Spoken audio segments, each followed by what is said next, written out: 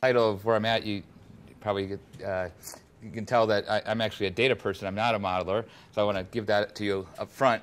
And in a sense, as a data person, we tend to be a little skeptical of models ourselves, and I think that's a healthy thing for a scientist. But one of the things we've seen is that the models are very useful tools for understanding climate and climate change, and I'll hopefully tell you a little about that as someone who uses models and compares data with models. So first, kind of a real simple question, what is a model? And I'm going to be talking about climate models here, but I think kind of go back to more basic things. Models encompass a lot of different areas of our life. For example, airplane models, like a toy for kids is a model, a hobby for adults, or a way to design modern aircraft.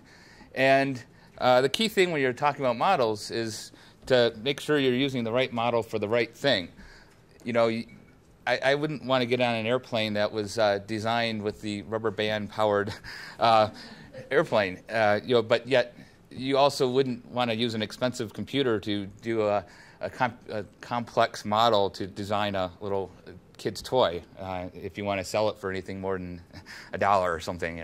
So that's an important point that I think is worth mentioning, is that models, there's different models and they have different purposes. And to kind of start out with that, one of the things that we hear about a lot is how in the world can we predict climate if we can't even predict tomorrow's weather? I mean, climate, we're talking 100 years, 1,000 years down the road, and we can't even predict 24 hours in advance. Well, first, I do want to say something in defense of weather models, and that they actually nowadays do very well.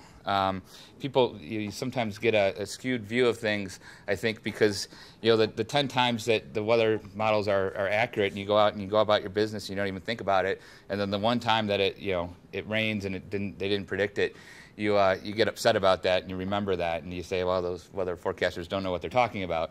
But in reality, when you actually evaluate these models, they actually show quite high skill, up to 3 days, and useful skill up to 7 to 10 days. And one example, not exactly, relating to weather, but specifically with hurricanes and how far things have come.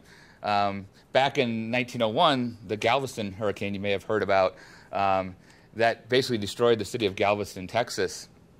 And one of the major reasons for that is they didn't have any climate models. They didn't really see it coming, or weather models, and they didn't really see it coming, and no one really evacuated the city, and 10,000 people were killed. And the whole city was devastated. And we still do have damage from hurricanes, obviously, most notably Katrina. But most of that, it wasn't because they didn't see it coming. It wasn't because they couldn't plan for it. There was hurricane warnings and so forth well in advance, and many people did evacuate. Actually, it saved many lives. But the reason why was that number one, not everyone paid attention to the warnings. Many people stayed.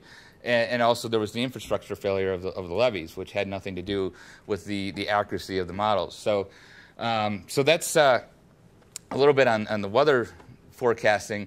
But a key point here is that when we're talking about climate models, we're talking about something that's fundamentally different than weather models. Even though it's kind of, you think of it as kind of the same thing. You're both kind of modeling the atmosphere and the ocean and so forth, but you're doing it on very different time scales, and you're really trying to account for very different things. And one example that I've come up with, I think, is that with weather, you're really focusing on the details. With climate, you're looking at the bigger picture. And in a good analogy, I think, is like flipping a coin. What the weather is going to be like in some ways is like flipping one single coin and trying to predict whether it's going to be heads or tails with any greater accuracy than 50%. You certainly wouldn't want to bet your life on heads or tails on one coin flip. And in theory, you can actually model that. People have actually tried to do that. I mean, you'd have to know the force of the flip very accurately. You'd have to know the atmosphere and the winds and so forth. And you could, in theory, do it. It's a very complicated problem, and probably not really worth the effort. But then you'd sit, and the analogy would be, well, if you can't do one coin flip, how in the world can you do 1,000 coin flips? And the key thing there is you're not actually trying to model every single coin flip. You're modeling the average. And of course, with coins and other things like that, there's very good probabilistic rules that these things follow, and you know that over time, roughly 50%, pretty close to 50% are going to be heads and 50% are going to be tails. Not exactly, but you can make a pretty accurate prediction that after 1,000 coin flips, 500 of them are going to be heads, and you'll be pretty close. And then, another thing is that the modeling is actually done all the time in all our aspects of our lives. Actuarial tables, insurance rates, airplane design, automobile design, genetics, polling. It's really a pretty integral part of our lives. We don't necessarily always think of these things as modeling, but it is something that is really done all the time. And there's an example on the right, a cartoon, and I don't mean any kind of political endorsement or non-endorsement. I just thought this was an interesting example. And it may be a little hard to see there, but it's basically, in the last election, there was the big issue about McCain's age and Palin's experience. And there's the cold hard statistics is that he was 72 at the time of the election, and life expectancy for an average male is 75, and he would theoretically be in office for at least 4 years. So that would mean that, statistically speaking, that you would expect Palin to have to take over the presidency, and there were some people that were concerned about that. But of course, that's not necessarily mean that we know that for sure, but it isn't a risk, that you have to account for when evaluating the candidates, amongst many other things, of course. But I think that's one of the things, just to make the point here, is that when we're talking about modeling and so forth, a lot of times we're talking about probabilities. We're not talking about a specific event that's going to happen. We don't know that for sure, but we can give probabilities and odds. And another, just kind of continuing on with weather. With weather, we're looking at the short term. Is it going to rain tomorrow? Whereas climate, we're looking at the long-term climate equilibrium and the changes in that equilibrium, and comparing things like average temperatures or at different seasons or in different places. Weather changes hour by hour, whereas climate changes relatively slowly, decades or centuries. And again, the models were forecasting conditions for a very short time scale, where it's very important to get the initial conditions right and try and get as much detail as we can. Whereas climate models, we're looking at the big picture, we're looking at large scale, we're looking at global things, and we're looking over the long term. And so what is a climate model exactly? It's basically a computer representation, the best we can do of the Earth and of the Earth system. It's a bunch of mathematical equations and describing the winds and the ocean currents and the temperatures and the amount of energy coming into and out of the Earth system. And basically what is done is the Earth is broken up into a bunch of discrete boxes, or grid cells as we call them. And there's a showing kind of what that would look like. And in each of those grid cells, you essentially are modeling trying to model and trying to simulate what's going on with the energy and the winds and so forth. And the big thing for climate, you do the same thing for weather, but with weather you're looking at the very short term, and you really want to know what the initial conditions are, whereas the climate you're looking at the large scale, again, long term, and the key things for that is really the forcings, the climate forcings as we call them. And a forcing is a technical term for really just something that affects climate. It's just something that causes, if it changes, the climate will change as well. And the major ones are the sun, of course, is the biggest one. Without the sun, we don't have really any life. We don't have any life whatsoever. And another major one is the albedo of the Earth, which is the reflectance of the Earth, essentially the color of the Earth, or how white versus how dark it is. And that comes into play in how much of the sun's energy gets absorbed versus how much gets reflected. And that depends on a lot of different things. Among them, the land cover, so changes in land use, aerosols, small particles in the atmosphere, clouds, volcanoes, which will, when they erupt, will emit aerosols into the atmosphere, and then greenhouse gases, which essentially act as a blanket to trap the warmth of the Earth and absorb the Earth's energy that's being emitted and keep it within the Earth and keep it from going out into space. And so those three things are really kind of the three major ones. There's some other smaller ones. And all three of those, I think it's important to note, vary naturally. Even greenhouse gases vary naturally and have varied over time for millions and millions of years throughout the history of the Earth. So, we expect to see changes in these things over time. What we are interested in terms of climate modeling is, are there changes that are unusual and particularly pertinent, and are there changes that humans have caused? Another feature that's important is not just the direct forcings from the sun and the albedo and the greenhouse gases, but also feedbacks, because everything's related to everything else in climate. Nothing acts completely independently. And feedbacks are very important in the climate system, and it's very important that climate models include these as best they can. And just as an example, one of the classic feedbacks, and one of the most important ones currently, is what's called the CICE albedo feedback. And the idea here is, if you raise the temperature, you're gonna melt some of the ice. And the ice is very reflective, has a high albedo. It means that most of the energy that comes in from the sun gets reflected back to space. But if you start melting some of the ice, you replace it with the ocean, which has a very low albedo. It means it absorbs most of the solar energy. And so that means you lose some ice, you get more of the open ocean, and you're absorbing more energy than you used to. And when you absorb more energy, things heat up, the oceans heat up, that heats the atmosphere, and that's going to cause temperatures to rise. And so you get into this cycle. This is what's called a positive feedback, because the initial change leads to an amplification of that. And there's just an example there of this. There's an actual animation on the NASA website. If you look for that, you can see actually how that shows how the rays are changing there. And so all those things have to be accounted for, the forcings and the feedbacks, as best we can in a climate model. And this is just an example of some of the components, some of the major components. The incoming solar energy, outgoing heat energy at the top of the atmosphere, clouds, evaporative energy from evaporation, and then also energy from melting ice or freezing ice. The oceans are very important in terms of heat going into the oceans, into the upper layers of the ocean, and then going down into the deeper oceans. The land cover, the hydrology, river runoff, and so forth. And so all these things essentially get put into the model as best we can. And then the model is run with the forcings, the best knowledge that we have, and essentially see what happens.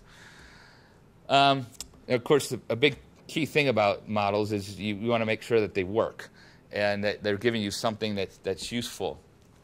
And there are various ways to evaluate these. One way is to see, does the climate model capture the major climate features, not changes or anything, just kind of the major equilibrium climate features. And one of the big ones, and that is very well known, is El Nino. And we know that El Nino happens on cycles of 3 to 7 years or so, warming of the Pacific Ocean, and it's a pretty major player in the climate. It affects a large part of the climate, whether things are in an El Nino state or La Nina state. And so, if you have a climate model, you better be able to get that reasonably correct, at least statistically speaking. And that's a key thing. In a climate model, you're not necessarily trying to model exact reality. You're modeling and simulating the overall performance and the overall average climate, essentially. So you're not necessarily looking for the model to get the El Ninos at exactly the right dates. But what you want to see is, over the course of the climate model, over the course of many years, that you would have an El Nino every 3 to 7 years, and that the strength would be similar to what you actually observe in reality. And that's actually, this is just two plots there. The red is El Nino, and the blue is La Nina, and it oscillates up and down. And if you look at them, compare the models, you see kind of similar signature, similar periodicity, similar magnitudes. So that's an indication that the model there is doing reasonably well. Another thing, obviously, is just actually tracking the climate and over the long term.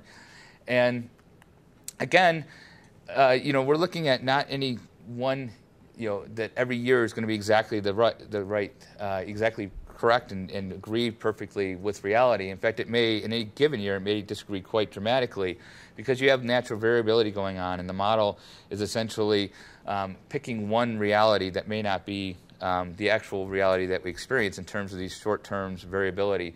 So we look at the long-term average over many years, and when you do that, the models actually perform quite well. The black is the observations, and then the orange, all the orange lines are all the different model simulations, and there's some spread there. But if you look at the average, it generally tracks quite well, especially since about 1960. There's a period in the 1930s and 40s where the observations are showing a little warmer than what the models tend to capture, although some models do capture it. And that's still a period that's not all that well known exactly what happened there. But overall, you see the same general trend. And this is, again, this is with everything, all the forcings we can put in there, the sun, the aerosols, the clouds, and the greenhouse gases, including the rise in greenhouse gases from human emissions over the last several decades. When you run the model without the greenhouse gas rises, you suddenly don't get a very good agreement with the observations. The model shows that we shouldn't have seen any warming, and so that's very good evidence that from the model that what we're seeing is anthropogenic in greenhouse gases. And you see this actually when you look at models, the model results over all different regions, this is one of the things that, in terms of the modeling community, is looking at more and more is to try and get better regional modeling. Right now, it's still pretty crude, and particularly during the IPCC, the last IPCC report, it was quite crude. But even at that level, you still can see in all regions that the observations match up pretty well with the models when you account for greenhouse gases. And when you don't, it doesn't really match up very well. The models give us a lot of information about what all the different forcings and the relative strengths of the forcings. I think one thing that's worth noting is that the models are very useful for giving us a lot of the details of how the climate system works and how greenhouse gases and other forcings have affected climate. They're obviously essential to trying to forecast any kind of future climate. But in reality, we don't really need the models to get the fundamental basics of the climate, and particularly the greenhouse gas. That was worked out over 100 years ago, actually, the basics of it, and well before climate models came into being. The models helped us narrow down the sensitivity and how much warmth we'd expect from carbon dioxide and other greenhouse gases, as well as other factors. But the models don't prove, or aren't needed to prove, or give give the overwhelming evidence for the warming effect. That really comes from more basic physics of the properties of the greenhouse gases. If we look at what's going to happen in the next century, according to the models, one of the things that you see is warming fairly significant over the entire globe, but particularly in the Arctic, it's actually much higher. It's amplified, and that's what we expect from the sea ice albedo effect, for example, in that as you're losing the sea ice and you're warming things up even more than you would expect, where the sea ice is disappearing, which is in the Arctic region. And so the model's really telling us exactly what we would expect to see. And in actuality, when you look at the results, we do see this amplification already. And in fact, when we look at the results, we actually see things happening a lot more quickly than we had expected from the models. This is some work that I did with colleague Julian Struve. And this is, all these little squiggly lines are different model representations of what the sea ice has done and what it will do in the future up to 2100. The black line is the average of those, and then the dotted black lines kind of is the one standard deviation range for those. And then the red is the observations, and when you look at that, you see that the slope of the observations is much steeper than the models. So things are happening a lot more quickly than what the models have suggested, which is an indication, of course, that the models aren't capturing everything that's going on. And so, the models we still need to work on the models, and we're still learning things, particularly in areas like sea ice. But one of the things I think is worth noting is that all the models do show a declining trend, and so there's no real doubt about the fact that when you increase greenhouse gases, you're gonna decrease sea ice and other ice-covered areas. But there are challenges that remain, and these are just a few of them. The sea ice, as I just showed, there's lots of surprises from the ice sheets. I think Waleed probably mentioned a little bit about that this morning. He might have. He's the expert on the ice sheets. Clouds and aerosols, there's still some uncertainties with that. As I mentioned, the regional modeling is becoming more and more important, because when you're looking at future impacts, you really want to know things a lot more than what the average global temperature is going to be. You want to know, is my house going to flood, and are my crops going to grow? And that's regional in nature. And so that's becoming more and more of a focus. It's more difficult, but it's certainly something that's looked at a lot and is very important. And modeling of the impacts, what exactly will be the impacts on things like infrastructure and agriculture and so forth. And so there's these uncertainties, and in reality, though, one of the biggest uncertainties for the model forecast is actually what the greenhouse gas emissions profile is going to look like. What are we going to slow down the emissions, or are the emissions going to continue on as normal? That's really, in terms of the global projections anyways, that's really the biggest uncertainty. That moves the curve for the temperatures more than anything else does. And this is just an example. This is a Mulan and the Greenland ice sheet, that these things drain all the way down to the base of the ice sheet and help lubricate the base of the ice sheet and allow the outlet glaciers to flow a lot faster. And that was something that's not modeled. It's not something that's not modeled in any of the models, and was really quite a surprise. A real good indication that there's still things to learn, and now the models are trying to put these types of things into the models. I think a really good quote for models is this, George Box, who was a statistician. All models are wrong. Someone says, well, the models are wrong. It's like, well, yeah, they are.